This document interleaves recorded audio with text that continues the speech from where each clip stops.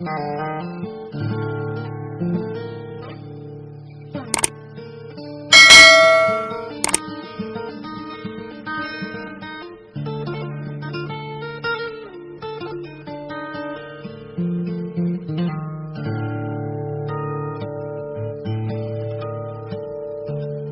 wilayah Kesultanan Cirebon telah selesai dibangun Masjid Agung yang dipimpin oleh Wali Songo yang ke-9, yaitu Sinuhun Sunan Gunung Jati.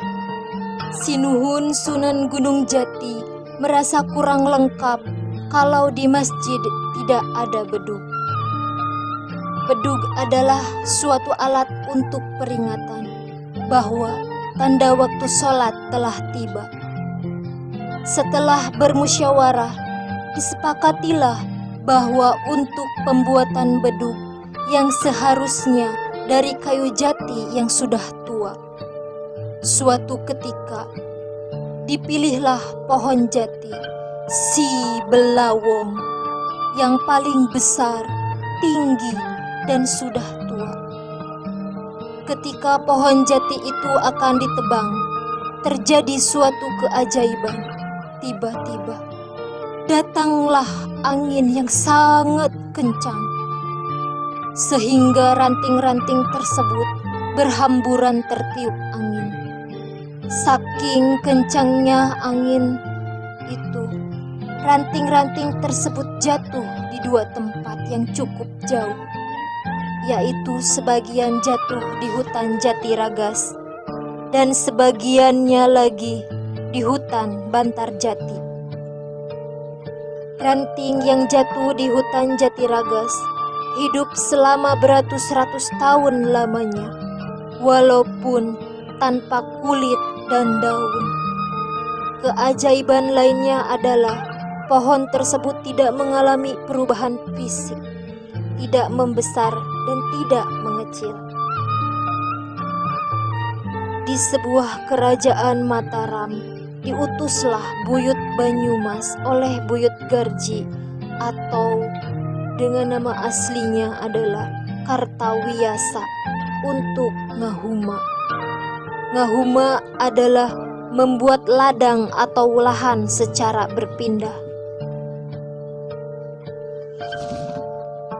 Wahai Buyut Banyumas, aku perintahkan engkau untuk membuat lahan pertanian di hutan Jatiragas, kata Buyut Garji.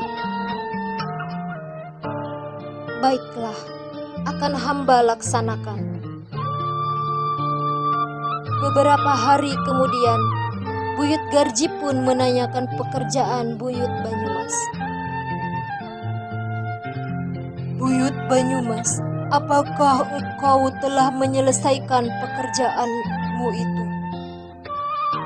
Tetapi Buyut Banyumas tidak menjawab sepatah kata pun. Sebenarnya Buyut Garji sudah mengetahui bahwa hutan Jatiragas masih belum dibuat lahan pertanian. Suatu ketika Buyut Banyumas pergi ke hutan untuk bekerja. Namun di belakang Buyut Garji pun mengikuti langkah beliau secara diam-diam. Dan melihat Buyut Banyumas ketika sudah datang di hutan, beliau tidak bekerja, melainkan hanya duduk bersantai dan bermain ayunan. Setelah tiba Buyut Banyumas pulang dari hutan, Buyut Garji pun berkata, "Besok lahan itu akan aku tanami padi. Aku sudah memerintahkan para pekerja untuk menanam padi di lahan itu." Keesokan harinya, Buyut Garji dan para pekerja datang di hutan Jatiragas. Alangkah terkejutnya Buyut Garji melihat hutan yang rimbun dengan pepohonan kini menjadi lahan pertanian yang luas. Betapa hebatnya ilmu yang dimiliki Buyut Banyumas. Kemarin lahan ini masih hutan, dan dengan sekejap hutan ini berubah menjadi lahan pertanian. Dalam hatinya Buyut Garji berkata, Sampai saat ini makam Buyut Banyumas berada di sebelah selatan, atau tepatnya di atas kepala Buyut Garji. Karena kehebatan dan kesaktian ilmunya ialah beliau diberi kehormatan itu. Ketika Buyut Garji datang ke hutan Jatiragas, beliau merasa adanya suatu keajaiban pada pohon jati yang tidak berkulit dan berdaun, tetapi dapat tumbuh beratus-ratus tahun lamanya.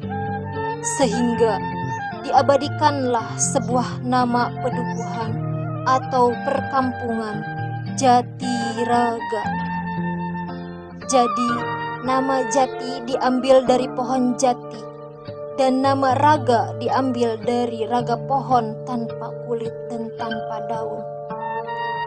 Dan nama desa Jatiraga diresmikan pada tahun 1846.